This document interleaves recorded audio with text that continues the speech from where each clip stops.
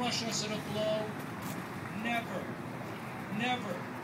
All the armies of Europe, Asia, and Africa combined, with all the treasure in the world in their military chest, our own excepted, with a Bonaparte as a commander, could not by force take a drink from the Ohio or make a track upon the Blue Ridge in a trial of 1,000 years. So I ask again, at what point shall we expect the approach of danger? I say if it ever reaches us, it must spring up amongst us. It cannot come from abroad. If destruction be our lot, we must ourselves be its author and its finisher. As a nation of free men, we are destined to live forever or die by suicide. And I've often wondered how ironic it would be if the freedoms that 9 generations of Americans have fought to defend on far-off battlefields might someday be casually thrown away here at home. When Americans learned that a British column had mowed down a local militia at Lexington and was marching on toward Concord, word spread across the countryside. They didn't need faxes, they didn't need cell phones, and one by one, quite spontaneously, individual shopkeepers and farmers took their muskets off the mantles, they kissed their families goodbye, and they set off to win their freedom. Not because they wanted to, but because they had to.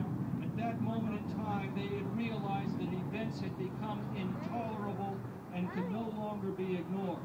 Now, of course, George III, tyrant that he was, never tried to take away their firearms. That is a new phenomenon. Of course, that's what brings us all here today. Fortunately, history is not calling upon us to be citizen soldiers. It is calling upon us to become citizen activists, every one of us. And you're all here today because you've answered that call.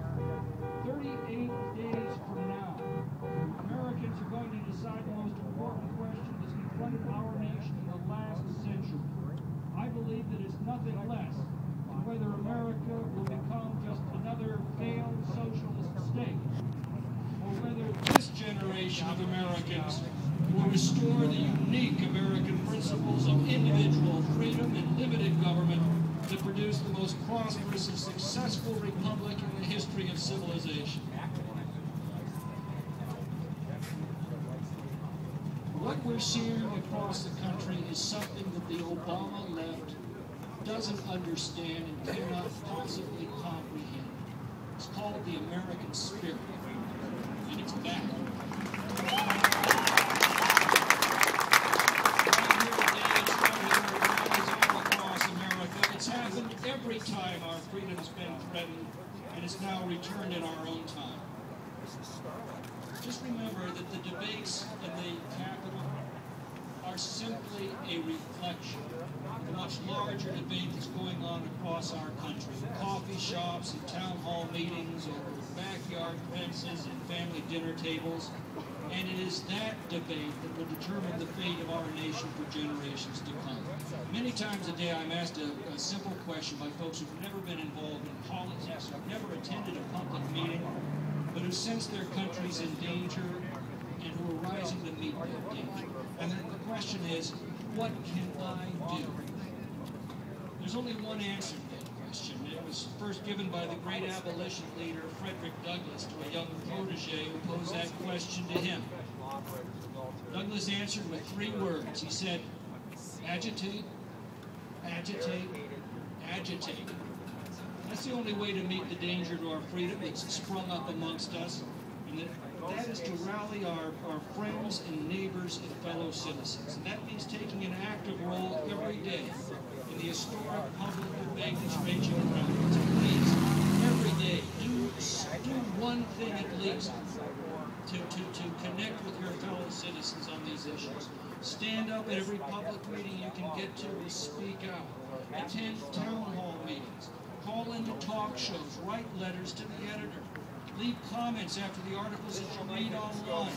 Email your friends. Link to information. Post on blogs, Facebook, and Twitter. Support candidates and causes. Agitate, agitate, and agitate in every form you can find. Most importantly, we've got to elect candidates that we can trust, never to tolerate, at least, the violation of our Constitution and our natural rights that our Constitution Constitution Guards. That means very carefully looking at the candidates on the ballot that are coming up in 38 days and to support those candidates with everything that you can. I want to mention a very important election that's going on in our district right now, where there's a proven leader in defense of our constitutional rights who needs our help, Ted Gaines. He's running against a fellow named Roger Neela for the state Senate seat that was vacated by the death of Dave Cox. Neela is one of the 6 Republican sellouts who engineered the single biggest tax increase ever imposed by any state in American history. He said it was because of the terrible fiscal condition of the state.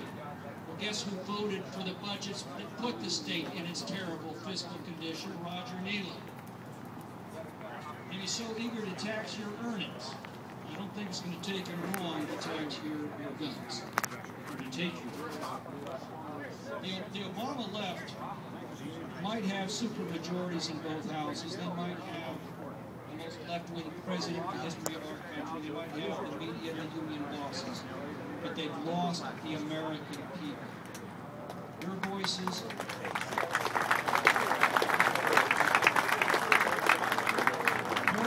in every form that you can find every day have made the difference. And if you'll just keep it up, just keep doing what you're doing today, every day, history guarantees only one outcome. You will have saved our country.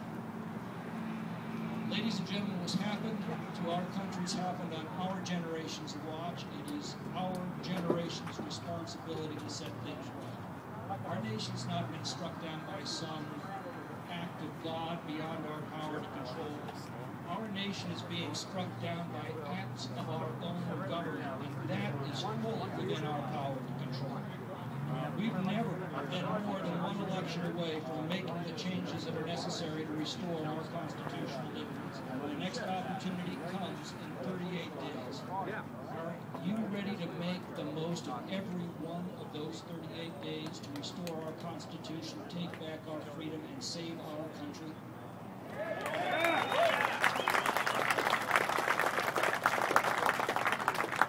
Well, then let us together write the next chapter of the American Republic.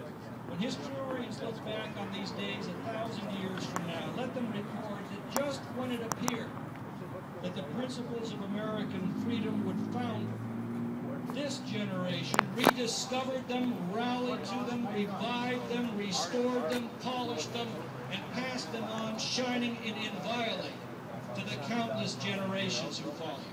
Thank you all for being here. Thank you all for coming.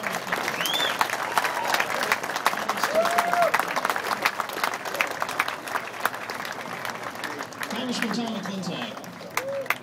And we've had Tom on the Armstrong and Getty show many times over the years.